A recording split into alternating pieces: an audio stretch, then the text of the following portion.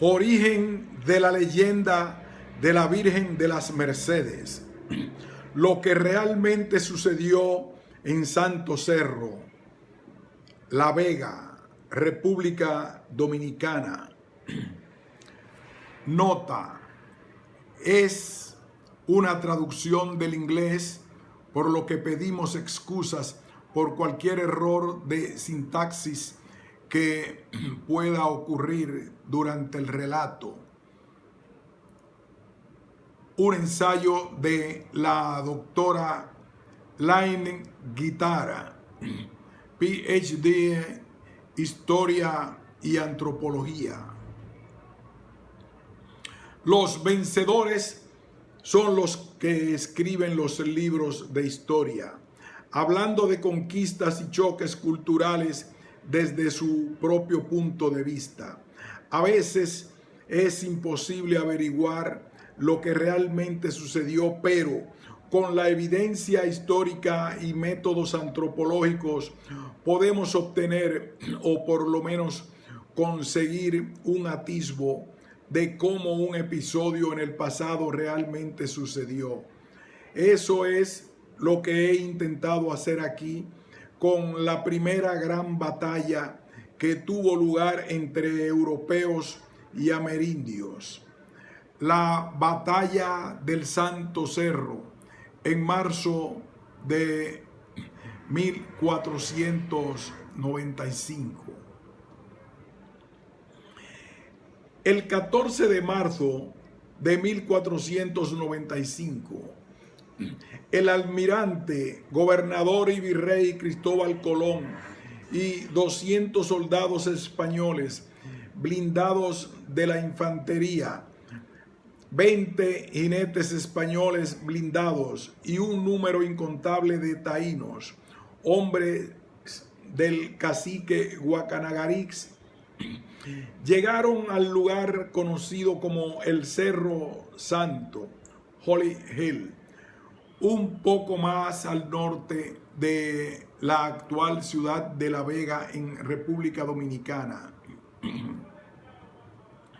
Habían dejado el poblado de la Isabela en la costa norte y marcharon a través del Paso de los Hidalgos en ruta hacia el cacicazgo principal de Guarionex, en el corazón de la montaña, en el aurífero del Cibao.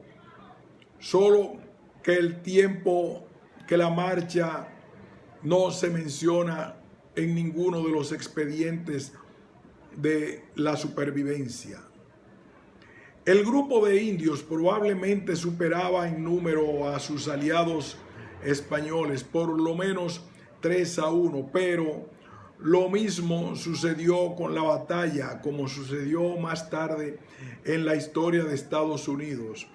Los europeos se llevaron todo el crédito y las historias que se contaban acerca de la batalla que siguió minimizaron el papel desempeñado por sus aliados indios, hasta dejarlos completamente fuera de la contabilidad oficial.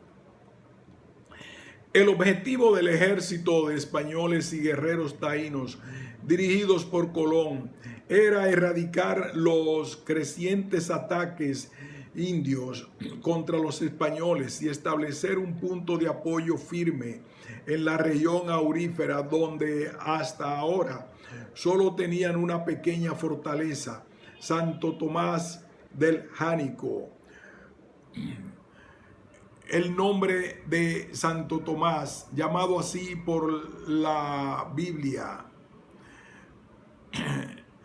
fue una respuesta a aquellos que han expresado públicamente sus dudas de que Colón encontraría mucho oro en la Española.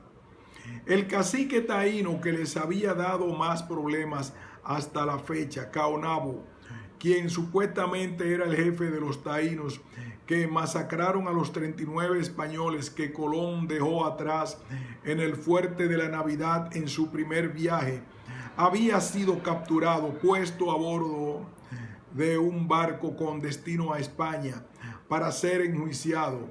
Había muerto en el mar.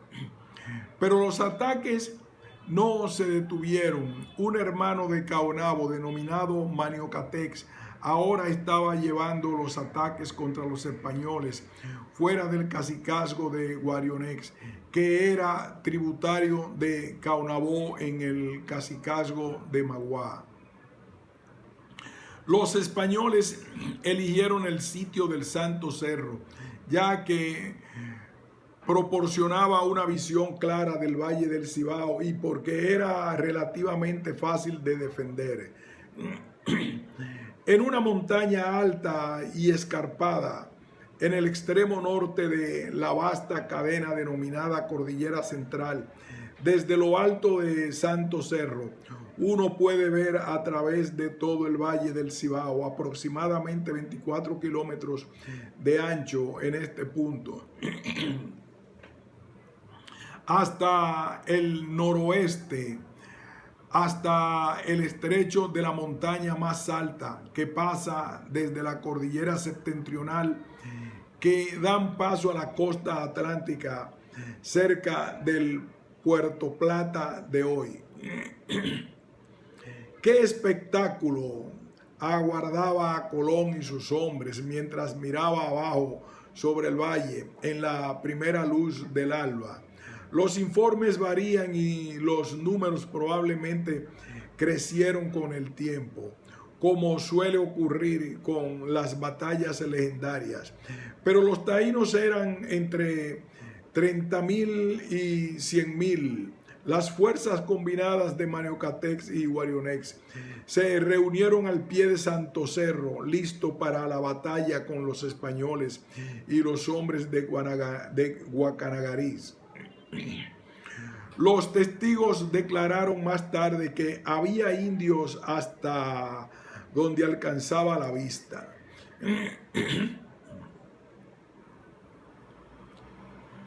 Los españoles descienden a la batalla y a pesar de que sus aliados indios, sus jinetes, arcabuces, así como las estrategias de lucha que habían sido pulidos a lo largo de 800 años de lucha contra los moros de vuelta en España, no pudieron obtener ningún progreso contra los guerreros taínos. Superados en número, los españoles fueron reducidos y de espalda a la montaña empinada. Las fuentes varían aproximadamente sobre cuántos días duró la batalla. Parece haber durado unos 10 o más. 25 de marzo 1495. Después de que Colón ordenó a sus hombres hacer un palenque en la parte más alta de la montaña.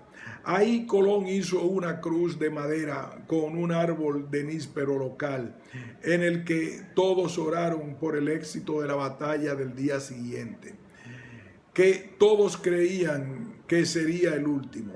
Esa noche, dijeron los testigos, se lamentó y rogó temiendo el amanecer y las muertes que ellos estaban seguros de que les esperaba. La segunda derrota fue evitada por una serie de milagros que ocurrieron durante la noche, o eso declararon a los testigos. En las primeras horas después de la caída de la noche, los indios enemigos trataron de quemar la cruz de los españoles, pero solo pudieron quemar, a pesar toda la leña seca que apilaron a su alrededor. Sin éxito en quemar el odiado símbolo cristiano, trataron de tirar la cruz hacia abajo utilizando vides gruesas de la planta de bejuco, pero no la pudieron derribar. Frustrados intentaron cortar la cruz con sus hachas de piedra, pero tampoco tuvieron éxito. Fray Juan Infante, de la Orden de los Mercedarios, era confesor privado de Colón. Él no solo fue testigo de todos los ataques anteriores a los indios, pero fue testigo de un acontecimiento mucho más milagroso.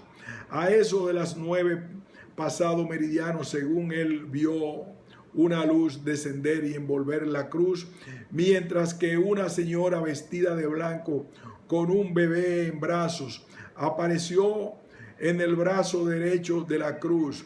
Declaró que la Virgen de las Mercedes, la Virgen de las Bendiciones, había venido a salvar el día para los españoles, y ciertamente parece que es así.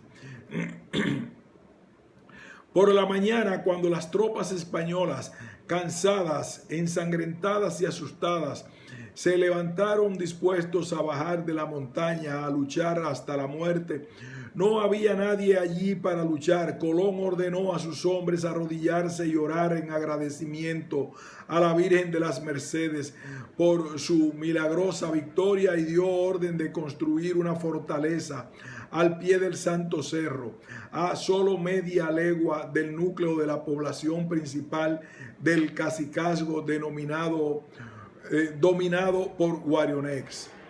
Así es como la historia de la primera gran batalla entre europeos e indios y la leyenda de la Virgen de las Mercedes ha llegado hasta nosotros en la historia.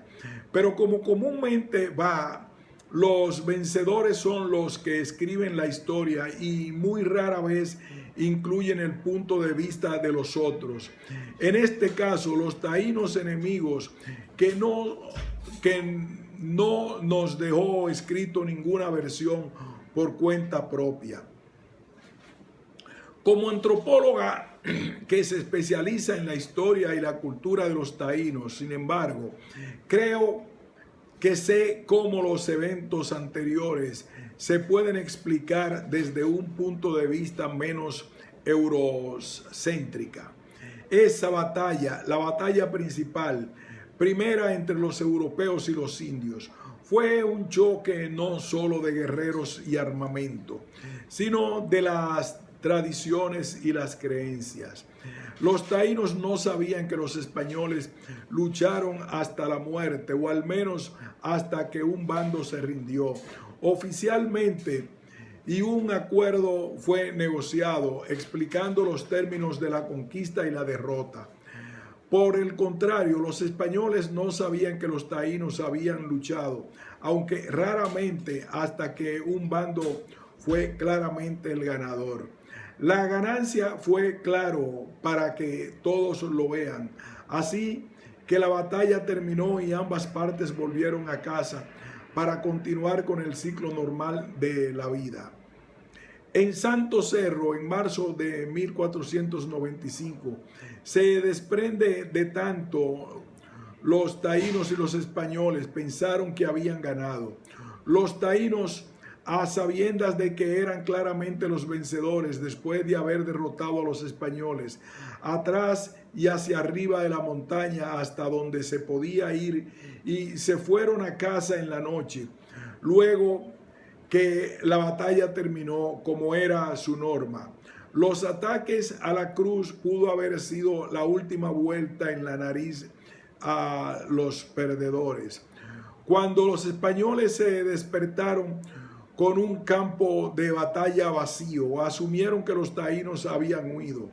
En cuanto a la cruz indestructible, le surgieron a Colón que tenían un árbol de níspero para plantar la cruz como testimonio sugerido de los testigos, y se hizo la cruz de un árbol vivo que estaba profundamente arraigado en la tierra.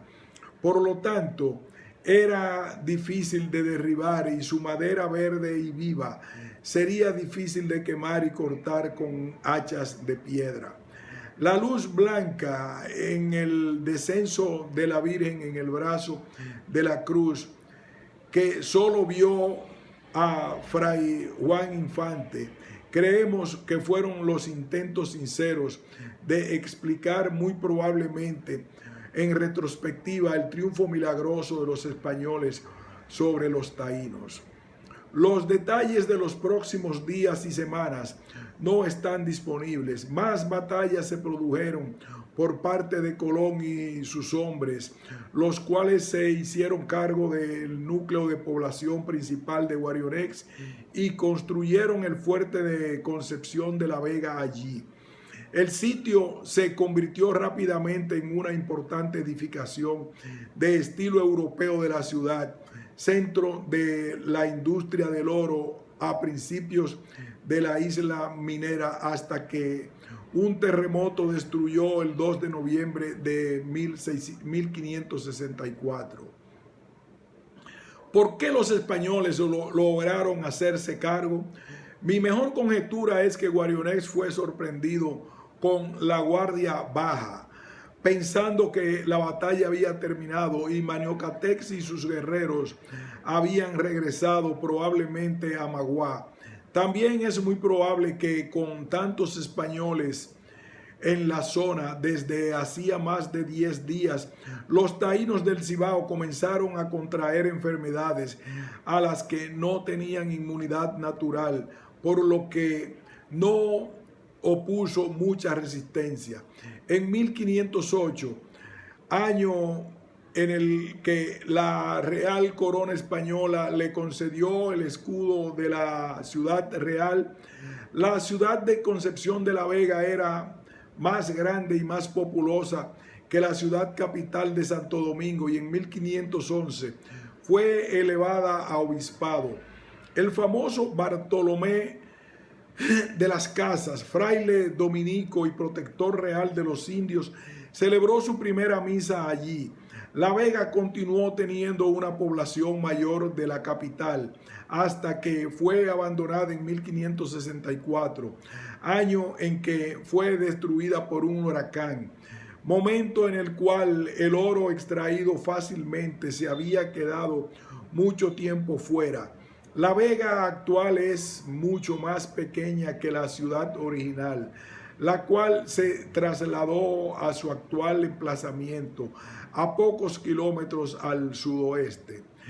Poco después de la batalla milagrosa del Santo Cerro en 1495, parte de la madera de la cruz original que Colón plantó se dice que fue fragmentada en miles de pequeños pedazos que fueron consagrados en las iglesias de toda la isla. Algunos fragmentos fueron enviados a España, a Italia y a otros países europeos con precios muy altos, ya que se decía que tenían poderes milagrosos.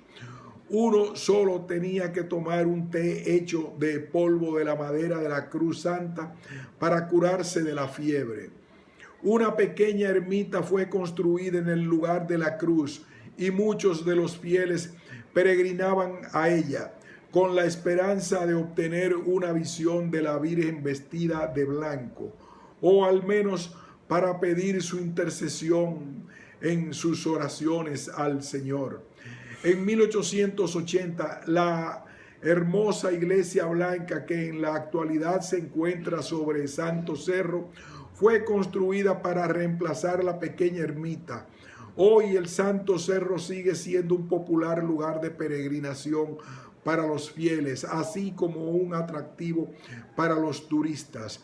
La vista del Valle de la Vega Real, de la grada como anfiteatro al aire libre, es impresionante. Un árbol de níspero crece alto al lado de la iglesia con signos explicando que la cruz de Colón fue hecha de la madera de ese árbol. Dentro de la iglesia, una pequeña capilla al sur de la nave central es el agujero acristalado sobre el lugar donde la cruz de Colón hizo el milagro que finalmente ha seguido su curso, porque no hay ninguna señal de madera que se vea en el agujero. Fin de este ensayo.